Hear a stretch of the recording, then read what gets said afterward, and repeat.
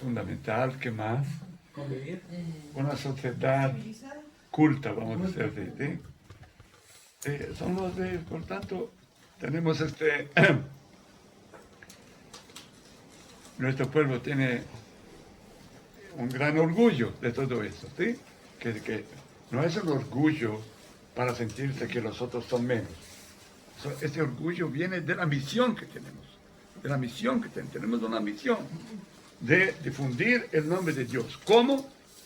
Cumpliendo los mandamientos de Dios. Y así todos van a ver, que este mundo tiene aquí un creador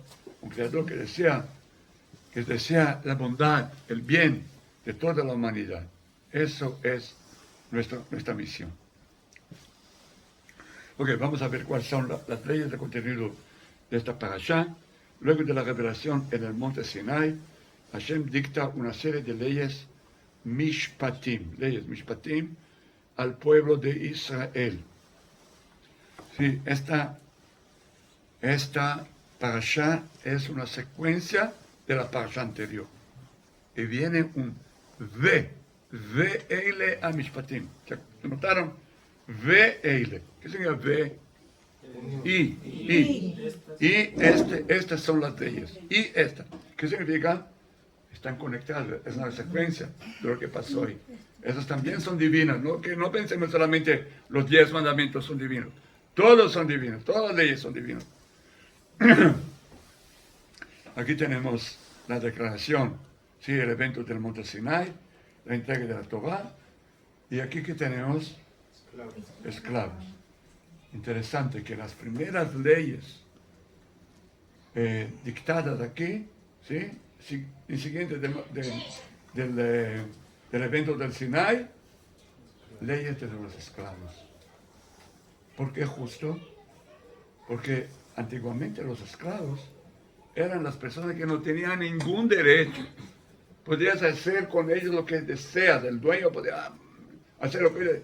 La primera vez, con el recibimiento de la Torá, que hay leyes que como se dice, que dictan los derechos de esclavos.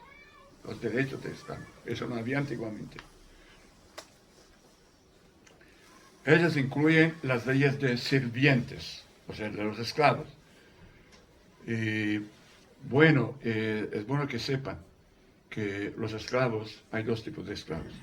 Hay esclavos israelitas del pueblo de Israel y hay esclavos de no israelitas, ¿sí? Uno para ser esclavo en el pueblo de Israel, ¿cómo puede ser? ¿Cómo se puede volver esclavo? ¿Alguien sabe? Vendido, cuando lo venden. Sí, pero uno, lo que dijo Aarón, que uno que robó, él robó No y tiene cómo pagar. compensar, tiene que compensar, pero no tiene cómo. Entonces él tiene que trabajar como esclavo para así devolver lo que robó, ¿sí? Y la otra manera es lo que una persona que no tiene trabajo, no consigue, ¿cómo se dice? Alcanzar el sustento. La única manera que tiene es venderse como esclavo para convivir con la familia. Ellos le darán un lugar para dormir, un lugar para algo para comer, pero tendrá que trabajar, ¿sí? Ok, ahora, un esclavo israelí, él no trabaja toda la vida como esclavo. Lo máximo, 6 años. 6 años. Llega el 7º año, el dueño tiene que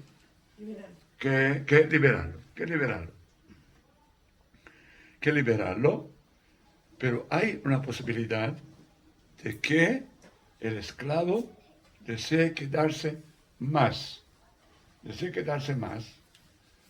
Entonces hay aquí, la Torah nos dice que tiene que pasar un procedimiento, ¿sí? ¿Qué debe hacer?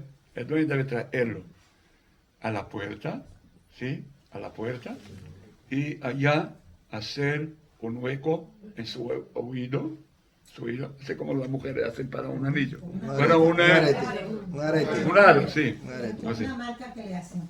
Y entonces, en este caso, el esclavo continúa a trabajar como esclavo hasta el año de Yovel, que es Yovel, jubileo, Jubileo. el año 50. Así, ustedes se acuerdan que tenemos semanas de años, semanas de años, cada 7 años, el séptimo año es Shemitah, pasadas 7 semanas de años, 49 años, el año 50 es jubileo.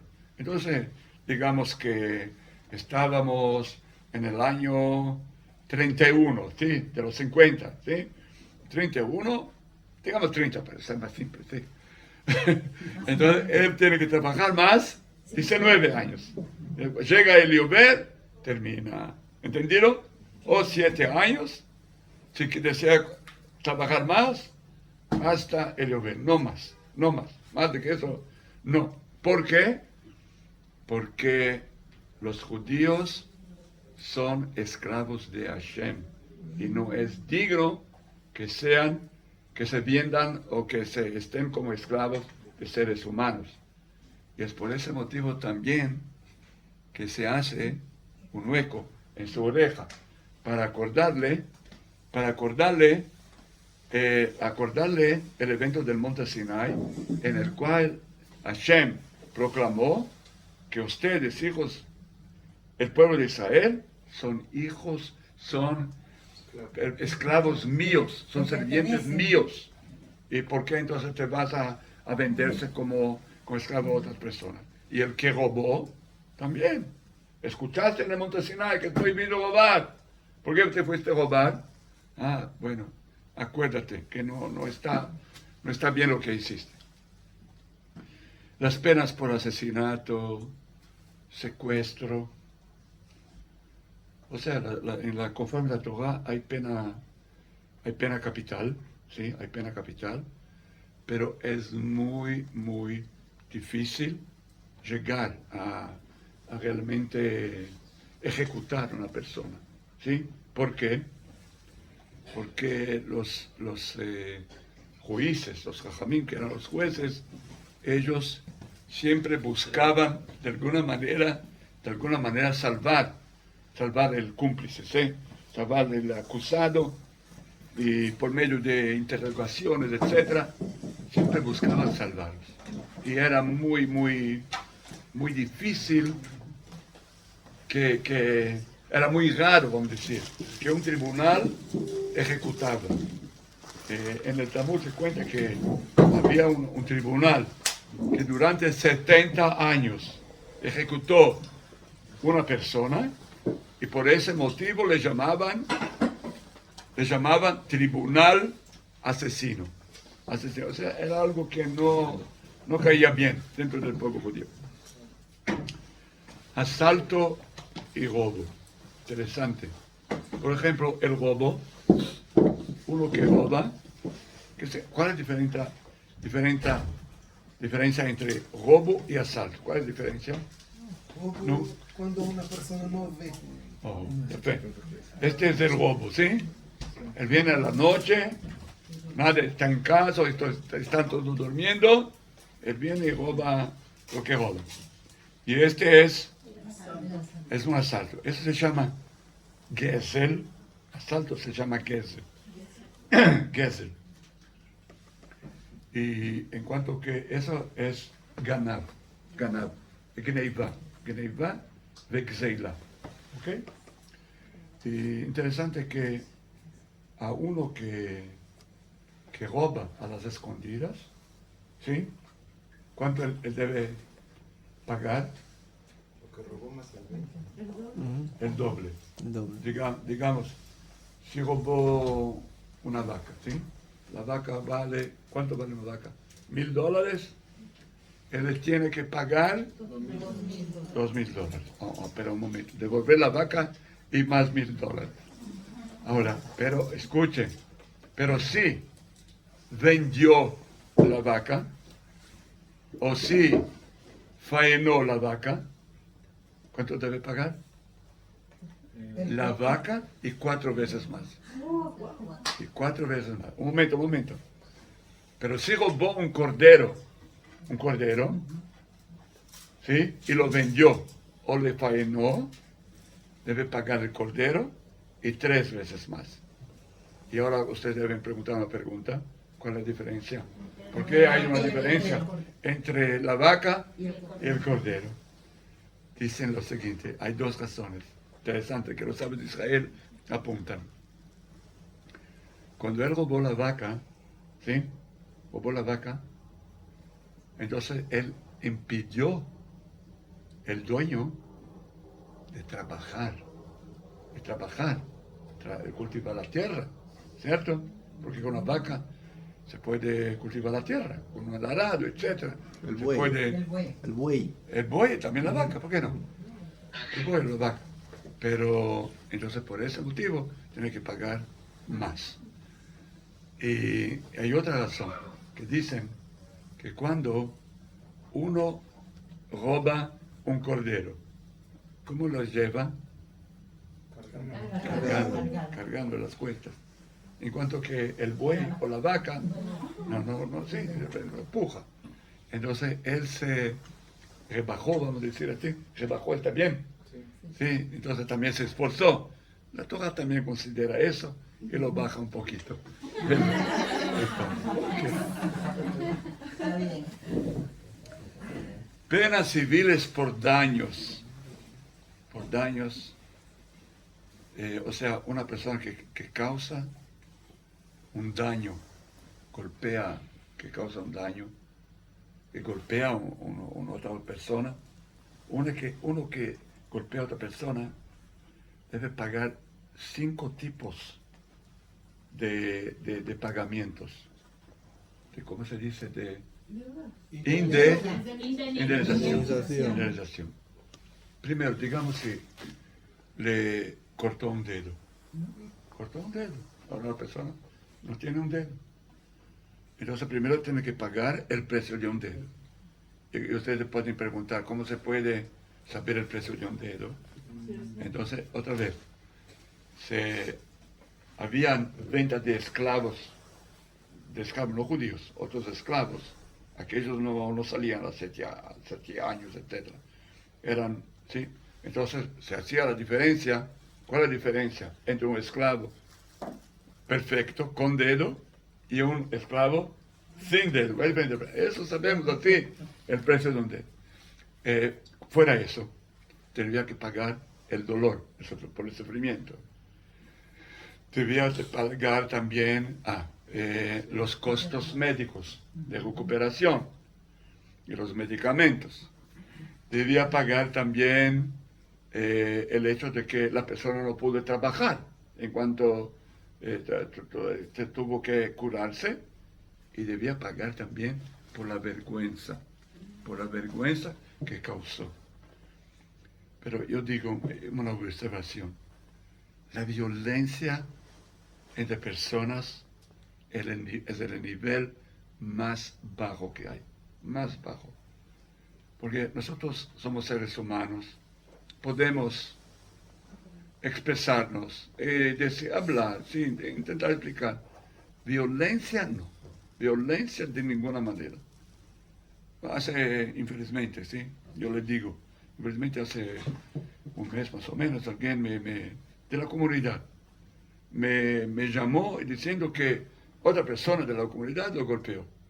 Yo le dije inmediatamente, vete a la policía y habla con ellos. Y como se dice, presenta una denuncia. Yo ni quiero tratar de eso.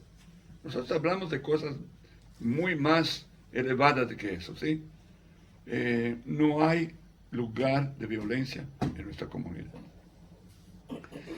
Daños, digamos que uno que rompió algo en la casa, no importa si fue con intención, sin intención, debe indemnizarlo. Ok, las leyes sobre préstamos, ¿qué está prohibido? ¿No? ¿Qué está prohibido? Estar con el teléfono. primero es una mitzvah, es una prestar, ¿sí? Prestar plata que tenemos, que no usamos. ¿Por qué no prestar? ¿Por qué no ayudar? Muchas veces por medio de un préstamo podemos salvar a una familia, a una persona, familia, etc. Porque justamente le falta el dinero para comprar la mercancía, ¿sí? Y con esa mercancía podrá obtener el sustento, etc. Pero si no le presentamos el préstamo, la persona, ¿cómo se dice? Abre falencia. ¿Abre falencia se dice? Falencia, no sé. ¿Cómo? Tiene que cerrar su negocio, ¿cómo se dice? Quiebra. Ah, Quebró. que se quiebra, sí. Entonces es una gran mitzvah dar préstamo, pero no cobrar interés. No cobrar interés. No cobrar interés también es una manera de tzedakah, de caridad. Pero con respecto a eso, hay una ley que dice así. Digamos que si tú das un préstamo, entonces muchas veces una persona que no está segura que la persona va a pagar, ¿qué hace? Pide un garante. No, una garantía. Una garantía. Entonces la Torah dice así, escucha. Si tú, por ejemplo, agarraste del deudor, ¿se dice? Sí. Del deudor un cobija. Comisión. No, para dormir, no. Una cobija. Una cobija. Cuando llegue a la noche, debes devolverla. Y en la mañana puedes pedirla de vuelta. Y yo digo que esta ley es divina. Esta ley no puede ser humana. ¿Sí? Porque se tiene que devolver. Entonces, ¿dónde está la garantía? ¿Ok? Pero eso es una ley divina, así pienso yo. Ok, la responsabilidad de los 4 guardianes. 4 guardianes son los Arba'a Shomrim. 4 personas que recibieron algún objeto o un animal para guardarlo. ¿Sí? ¿Qué significa eso? Digamos, uno que recibió. Ahora, existen 4 tipos de personas que están guardando. Uno que recibió solamente para hacer un favor, para la persona que tuvo que viajar, etc. Y tiene, digamos, una vaca o un perro, no importa, ¿sí? La Torah habla de la vaca, etc. ¿Y qué pasa? Bueno, ese es un tipo, ¿sí? Ahora, hay otro tipo que dice, no, ¿te quiere que yo te guarde? Si me pagas, yo guardo.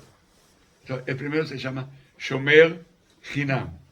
O sea, que guarda, pero sin recibir ningún beneficio. pago, sin ningún beneficio. El otro se llama Shomer Sahar. Él recibe un salario, un pago para guardar. Digan ustedes, ¿quién tiene más responsabilidad? Del pago. Recibe un pagamento, sí. Él tiene más responsabilidad. Y por lo tanto, escúchenme, si le robaron el animal, digamos, vamos a hablar de la vaca, del buey, no importa. Le robaron del establo. Él cerró el establo bien, pero vinieron ganavim, o sea, ladrones, y le robaron.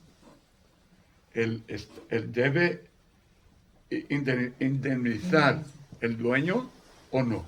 Entonces depende. Si él era Shomer, Hinam, sin pago, no debe. Él hizo lo que debía hacer. Pero si era Shomer, Sahar, que recibió pago, él debe indemnizar. Pero hay un caso de que también el Shomer Sahar está exento.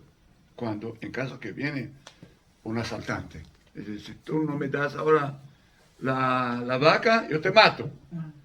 Entonces, ese es llamado ones. Es algo un caso de que no hizo nada, él no tiene ninguna culpa, ¿sí? Eso también se ocurría con el dueño, él también le daría para salvarse la vida. En este caso está exento. También ocurrió un accidente que no por responsabilidad de él, también está exento. Pero hay otro que tiene que pagar incluso en este caso. ¿Quién es? Uno que pidió prestado, digamos, la vaca, pidió prestado para trabajar, pidió prestado. En este caso, él es responsable por todo, incluso por este caso. ¿Por qué? Porque en el caso de uno que pidió prestado, miren bien, ¿cuál es la diferencia entre un shomer, un guardián, y el que pidió prestado? ¿Cuál es la diferencia? Los primeros están haciendo un beneficio también al dueño, en cuanto que aquel que está pidiendo prestado es solamente el beneficio de él. El beneficio de él, por lo tanto su responsabilidad es más grande. ¿Entendido? Ok, bueno, pero ¿en qué caso incluso el shomer hinam también es responsable? En caso de que no guardó como se debe guardar. O sea, fue un acto de negligencia, de descuido y de negligencia. Por ejemplo, no cerró el establo. Es claro, ahí está la responsabilidad de él. ¿Entendido? Ok, todo eso es discutido en el Talmud, etc. Bueno, es bueno que sabe. Hay otro también. Hemos hablado de beneficios, ¿sí? De beneficios, etc. ¿Qué pasa con uno que, por ejemplo, pidió la vaca, pero también pagó? O sea, ¿cómo se alquiló? Alquiló una vaca. En este caso, ¿el beneficio de quién? ¿De quién es el beneficio? De los dos. Eso es comparado con qué? Con el guardián, con el shomer sahar. ¿Sí? Con el shomer sahar. Porque él recibe plata, el shomer sahar, beneficio de él. Pero está guardando para el dueño, que es beneficio de él. Entonces aquí también. Entonces, por lo tanto, las leyes del que alquila son las mismas leyes del que guarda por pago. ¿Entendido? Porque los beneficios son de los dos. Ok, qué bonito, ¿ah? Y las reglas que gobiernan la conducta de la justicia en las cortes, etcétera, sobre los testigos, cómo deben, sí, cómo se debe hacer, etcétera. Pero también hay aquí daños, o otros daños aquí. Miren, de una persona que tenía un animal, este animal causó, digamos, un buey, un toro, que corneó, se dice, corneó una persona o otro buey. Ahí están también las leyes referentes. En general, hay dos tipos de bueyes. Hay un que se llama shor tam, ingenuo, shor tam. Y hay shor muad. Shor muad ya acostumbrado a hacerlo. Shor muad. O sea, un shor tam es uno que corneó a una persona o un animal una o dos veces. ¿Sí? Vamos a hablar de un animal. En cuanto que el shor muad ya tres veces. Ya corneó. Entonces eso, ¿cuál que debe ser más guardado? De tres veces. De tres. Y por lo tanto, la responsabilidad del dueño es más grande. Entonces, shor tam, el shor que no está acostumbrado aún no corneó tres veces, se paga la mitad del daño, porque el dueño no sabía que eso iba a ocurrir. En cuanto que del shor muad, del buey ya acostumbrado, sí, a cornear, él debía saber que es es un buey peligroso. Entonces la responsabilidad es más grande y paga todo el daño. Okay. También son dadas las leyes advirtiendo contra el maltrato a Gerim. A Gerim, ¿sí? Ustedes saben que decenas de veces la Torah ordena tratar bien a los Gerim, ¿sí? Y aquí también, y la Torah dice, ustedes saben cómo sufren los Gerim. Ustedes estuvieron en Egipto, Gerim, conversos, sí.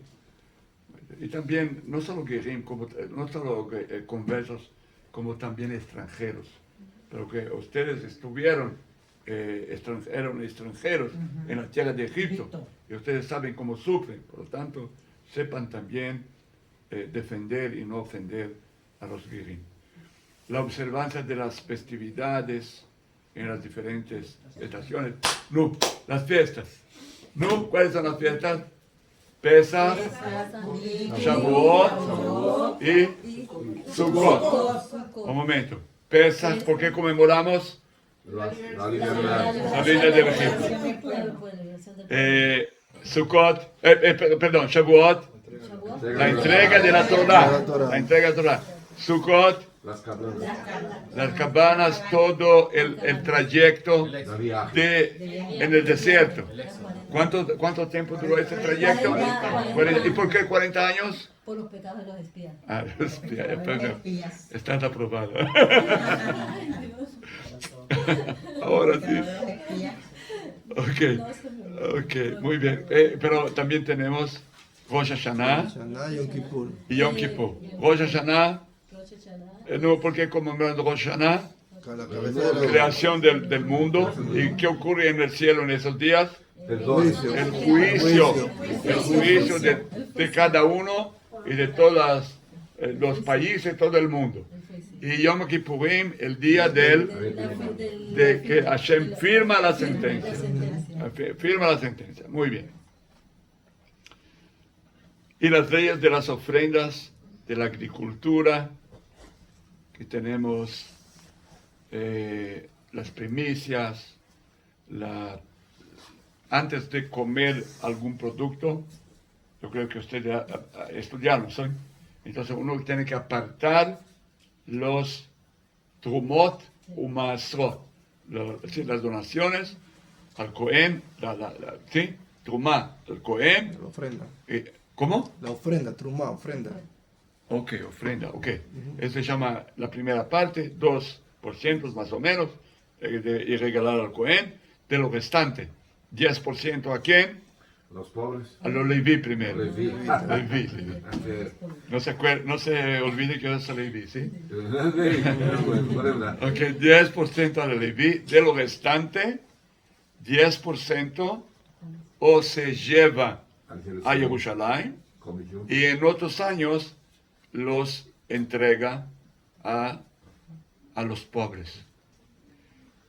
Uno puede preguntar, ¿por qué no todos los años a los pobres? ¿Sí?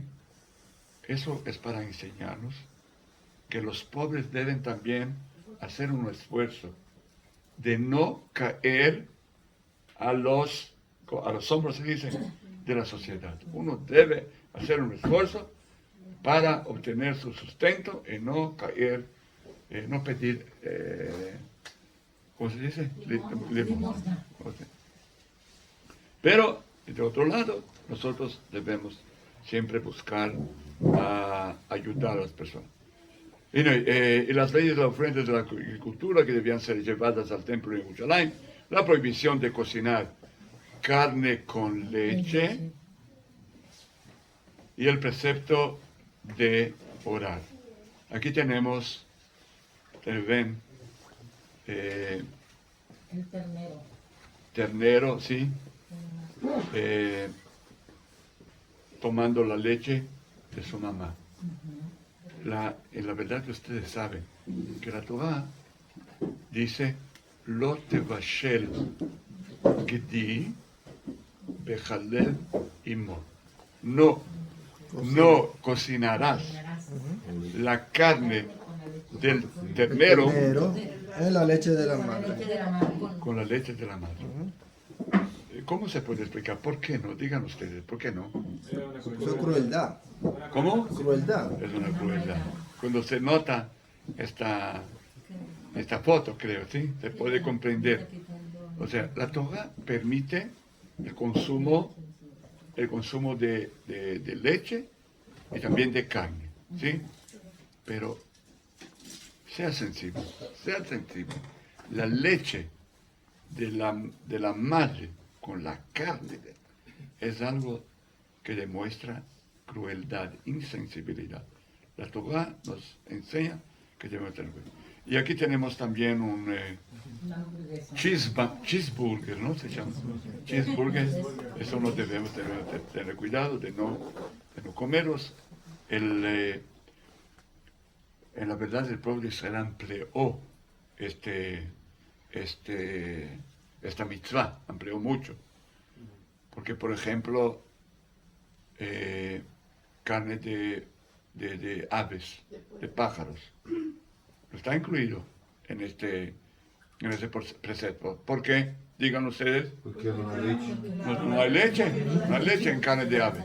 Pero ya que el sabor es muy parecido con la carne de animales, los sabios ampliaron y dijeron también que no deben. Sí.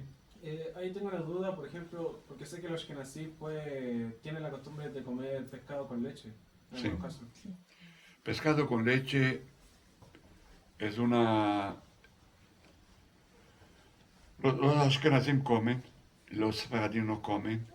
Dicen que es una costumbre que tienen, pero que está basado en un error de un libro que escribieron de una manera...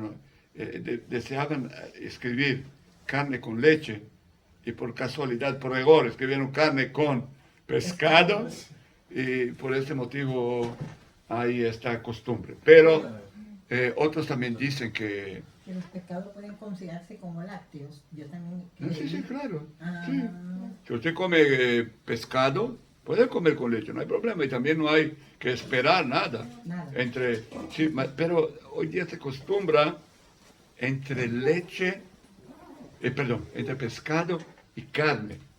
Eso sí, es una costumbre de todo el pueblo, de todos los sectores, que dicen que eso puede, también por ejemplo, en tiendas, así eran antiguamente, no sé si hoy día también es, una tienda donde se vende carne, no se vende pescado, en la misma tienda. En los supermercados, en lugares separados, sí, pero en la misma tienda, una tienda pequeña, hay una prohibición de vender los dos. Dicen que hay algunos microbios, sí, algunos no sé qué, que se propagan con el encuentro de los dos. Pero también sobre la leche y pescado, hicieron también que eso puede traer lepra, no sé. Hay gente que, hay sabios que así dijeron. Pero los ashkenazim no se cuidan de todo esto. Ok. En total, la sección de Mishpatim contiene 53 preceptos. Son muchos, ¿sí? 23 positivos. ¿Qué significa positivos? De acción, que debemos hacer. Por lo tanto, se llama mitzvot hacer. Hágalo. Que implican hacer algo. Y 30 negativos, los hacer, que implican prohibiciones. No es casi 10%. 10% de todas las mitzvot. ¿Cuántas mitzvot tenemos en la Torah? 613. 613. ¿Cuántos son mitzvot hacer? ¿Quién sabe? Aquí tenemos. Hacer 248. Ahora, ¿qué significan? ¿Cuál es el significado del mitzvot hacer? ¿Qué demuestran ellos? ¿Qué demuestran nuestro amor a Hashem? ¿Entendieron? Porque hacemos algo. ¿Por qué? Amamos a Hashem. En cuanto que Lota hace, ¿qué demuestra? El temor. Entonces, aquí tenemos un total de Ira es temor y reverencia, ¿sí? Temor y reverencia. En cuanto que Abba es amor. Interesante. Ok. Entonces aquí tenemos las mitzvot AC son 248, las lot AC 365. ¿Cómo se puede recordar 365? Así como los Días del año. días del año. 248, ¿quién sabe? Parte del Los cuerpo. órganos del cuerpo. Dicen los sabios, como los sabios, el número de órganos del cuerpo del ser humano son 248. Entonces también podemos decir que para fortalecer el cuerpo durante todos los días de nuestra vida, ¿sí? Del año, debemos cumplir mitzvot y así Hashem nos traerá bendición. Hashem promete traer el pueblo de Israel a la tierra santa y los advierte para que no tomen los caminos paganos de los habitantes actuales de la misma. Sí, es algo... ¿Ustedes saben qué es eso? ¿Aquí? ¿Cómo? ¿Ese es Baal Peor o no? ¿Qué? ¿Baal Peor? Barpeor, sí, muy bien. No es Barpeor, no es Barpeor. Eso es Belcebú. Tofet. Sí, Tofet. Era una manera de los idólatras que tenían, que ofrendaban sus hijos, bebés, sus primogénitos, a un ídolo. Miren cómo era este ídolo. Este ídolo era hecho de metal, de hierro, Tenía cara. era hueco y ahí colocaban Fuego. La ¿Cómo? madera. Madera. madera, y prendía esta madera, el cuerpo que era de metal se acalentaba bien fuerte y el papá traía el niño y lo colocaba sobre las manos. Y el niño gritaba, y podés imaginar, pero para no escuchar los gritos del niño, entonces ellos tocaban tambores. ¿Cómo se dice tambor en hebreo? ¿Quién sabe? Tupín. Tupim, tof. Tof. Por lo tanto, este culto se llamaba Tofet. Sí, se dice.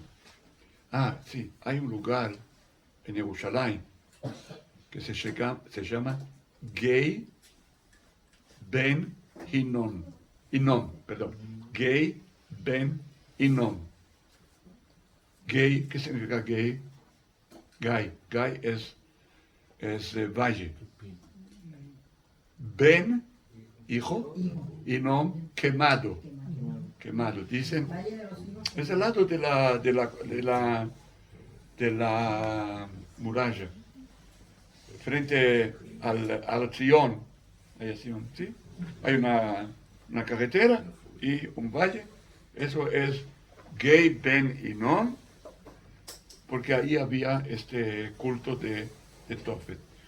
Es algo impresionante cómo la gente adoraba esos, ¿saben de qué? Esos son ídolos que tenía en la casa.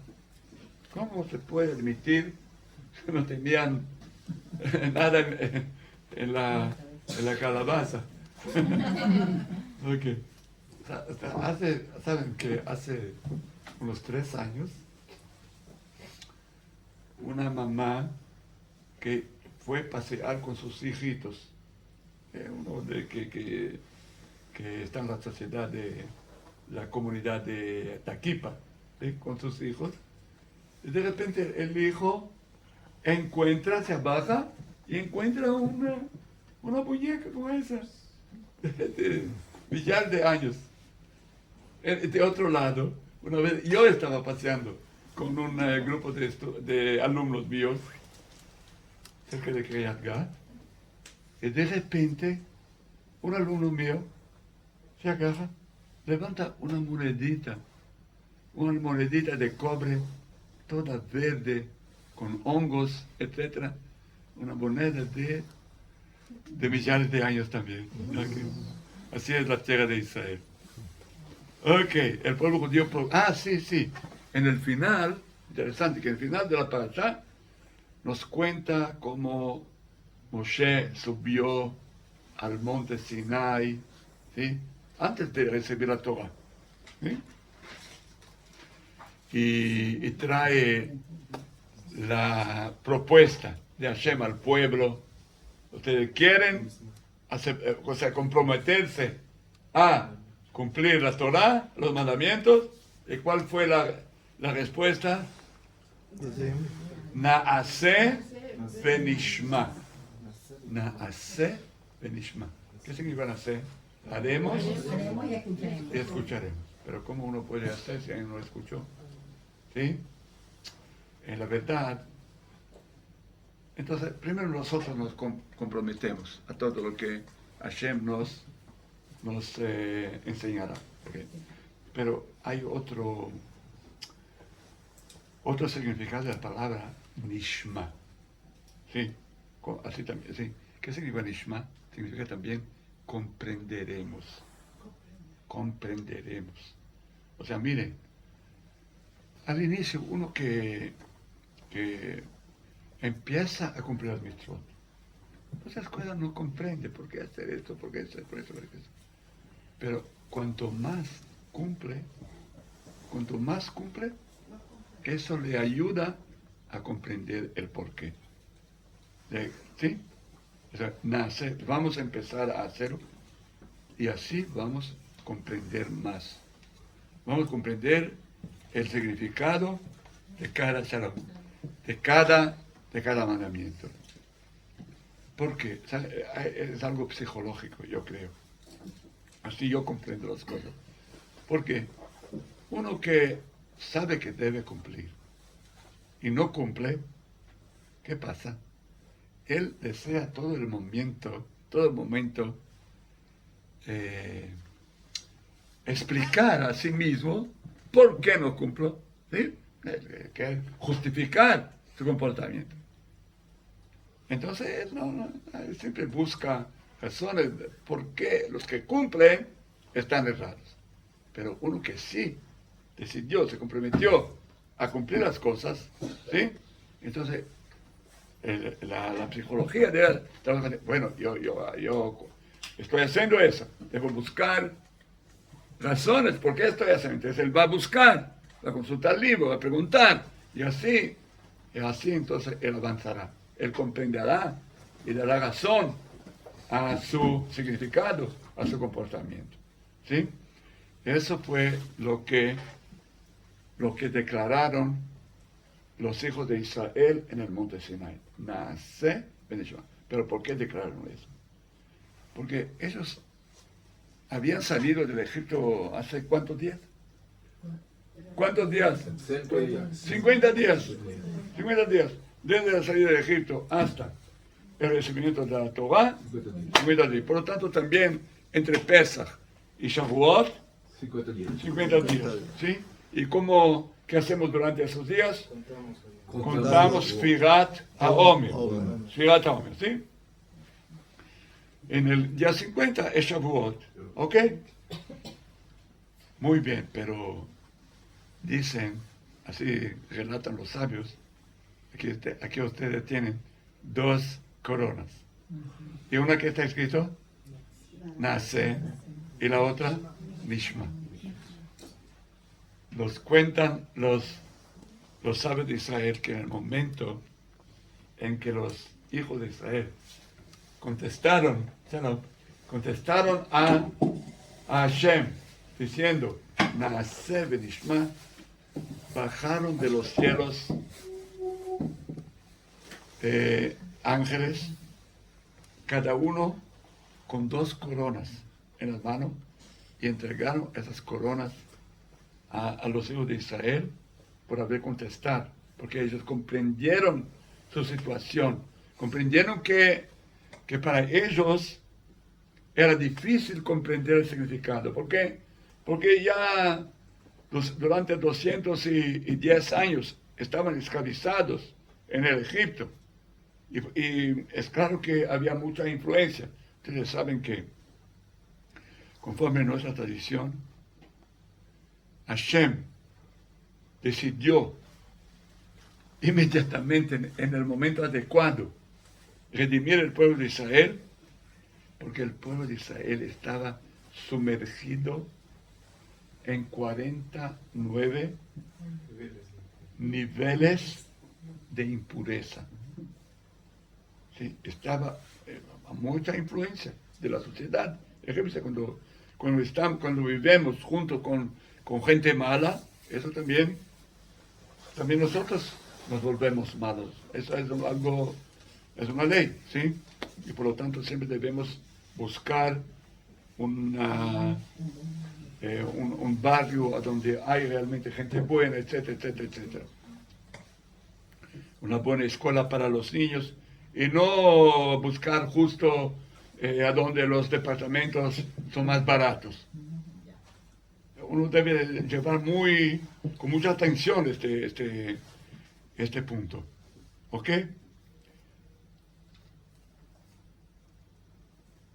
¿De qué estábamos hablando? Ya no me acuerdo. Los 50 días.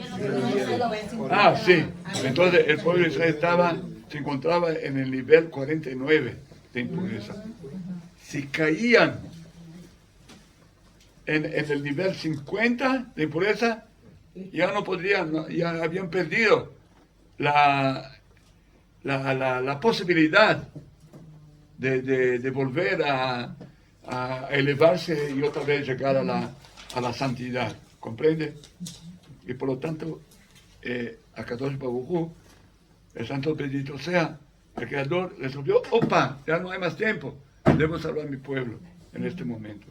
Entonces ellos no podían comprender el significado de cada mitzvah, de cada mandamiento divino. Por lo tanto, comprendieron su situación y dijeron, vamos a empezar a cumplir y paso a paso vamos a comprender el significado. ¿Sí? Vamos a comprender el significado. Ok, y por lo tanto recibieron 2 coronas cada uno. El pueblo judío proclama, haremos y escucharemos, Naseh Benishma, todo lo que Hashem nos manda, dejando a Agón y Hu a cargo del campamento israelita. Moshe asciende al monte Sinai, permanece allí por 40 días y 40 noches, sin comer, sin beber, para recibir la Torah de Hashem, y Hashem ahí le enseñó la Torah. Enseñó la Torah significa que no solamente la Torah escrita, como también la explicación, que se llama la Torah oral. Y los dos, todo eso es parte de la Torah. Es parte de la Torah. Por ejemplo, Shabbat. ¿Cuáles son los trabajos que son permitidos hacer? ¿Cuáles son los prohibidos? Porque en la Torah está escrito solamente Lota Sukol Melajá. No harán trabajo. Es decir, ¿cuáles trabajos son prohibidos? ¿Cuáles trabajos son prohibidos? Digan ustedes. O los 39. 39. Los 39 son trabajos prohibidos. ¿Por la Torah o por los sabios? Por la Torah. Por la Torah. ¿Entendido? Eso es la Torah oral, que es la explicación de lo que está escrito en la Torah escrita. Pero todo eso Moshe aprendió de Hashem en el monte Sinai. No solo eso, como también todas las leyes éticas, que están escritas en Pirkei Avot, las leyes éticas, ¿sí?